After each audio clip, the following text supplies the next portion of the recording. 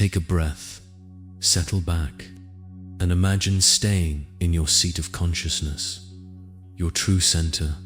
When you rest there, you begin to break free from the limited view of everyday life. You start to see the bigger picture, not a picture created by your mind, but an expanded, infinite reality that has always been here.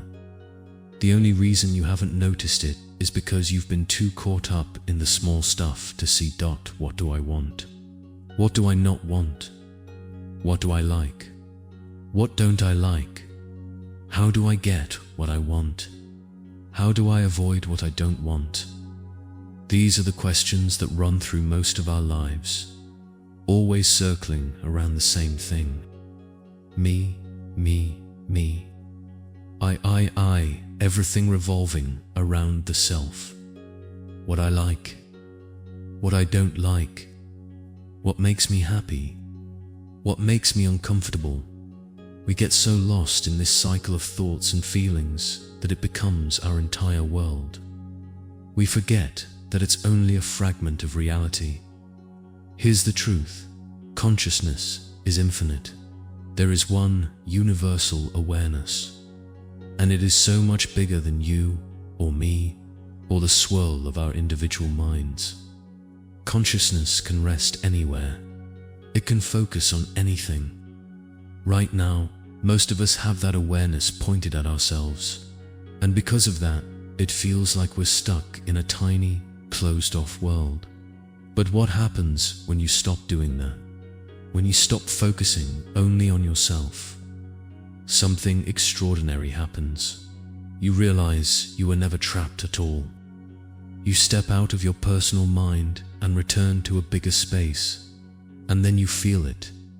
A force, not heavy, not demanding, gentle yet unshakable.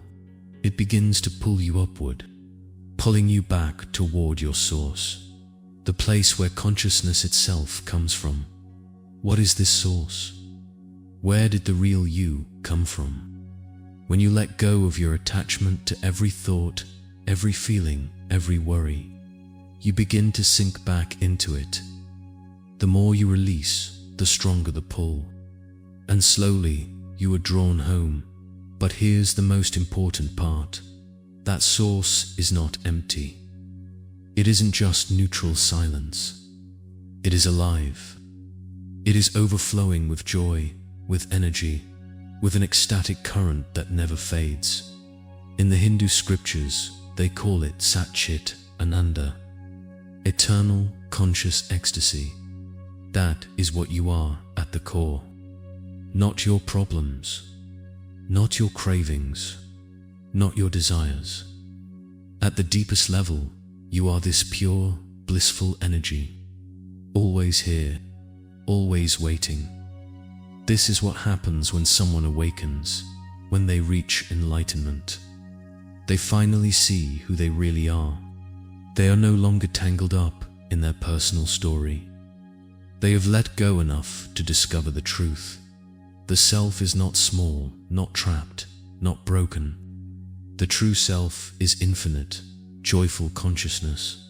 And when you experience this directly, you realize something profound.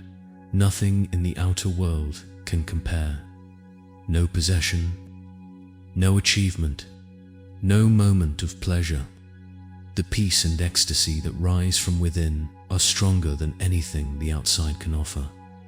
Jesus said, "Man does not live by bread alone, but by every word that comes from the mouth of God."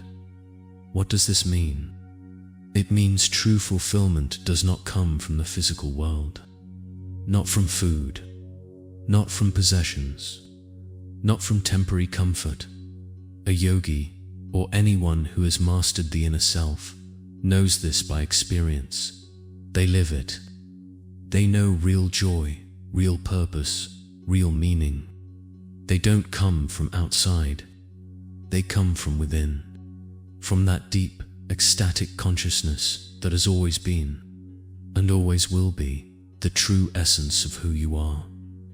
Take another breath, settle back into that awareness, and remember, you are not your mind. You are the infinite consciousness behind it.